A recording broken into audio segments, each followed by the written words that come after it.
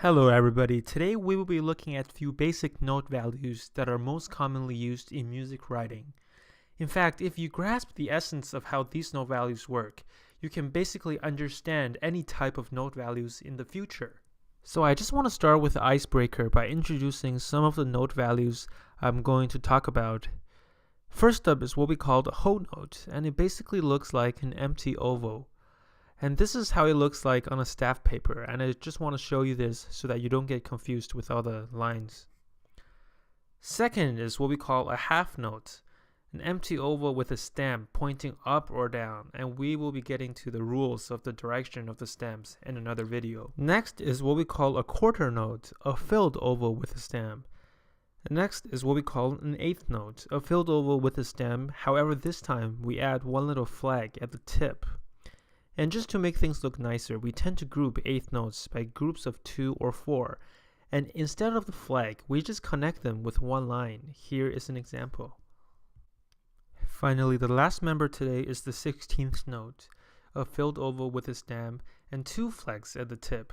And similarly to the 8th note, we can group 16th notes by groups of 2 or 4 and just connect them with 2 lines this time. Hopefully by this point, you have spotted a pattern for note values.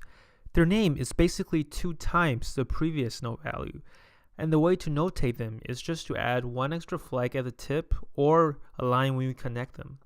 So to continue from our list, we would have 32nd notes, 64th notes, or even 128th notes.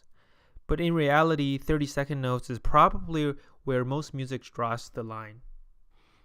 So we broke the ice, and now you know their names and what they look like. Let's talk about how they work.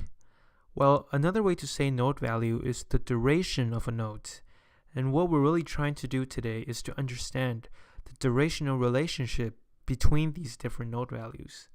It might seem hard to memorize all of these at first, but it will come naturally as you practice. So here we go.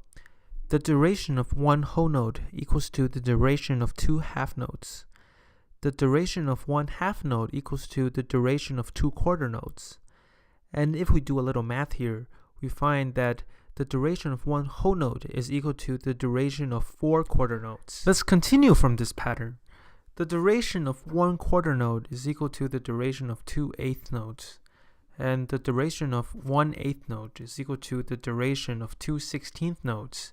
And the duration of 1 quarter note is equal to the duration of 4 16th notes. I'm sure you get the idea by now, and although we stopped at 16th notes, you can just keep going by dividing note duration by 2 and see what you will end up with.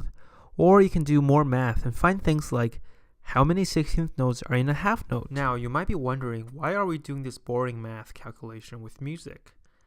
As your music gets harder and the rhythms get more complex, you will find that simple math calculations like this will help you tremendously in overcoming those rhythmic challenges. Let's conclude this video with an example that incorporates everything we have learned today. Now let me set the speed of my quarter note as...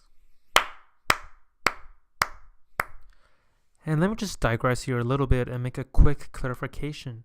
The speed I set my quarter note to was completely arbitrary. It could be faster or slower. But how speed works in music is actually explained in my video on musical tempo. And of course, before I start, I encourage you to pause the video and try it on your own. So let's get started with this.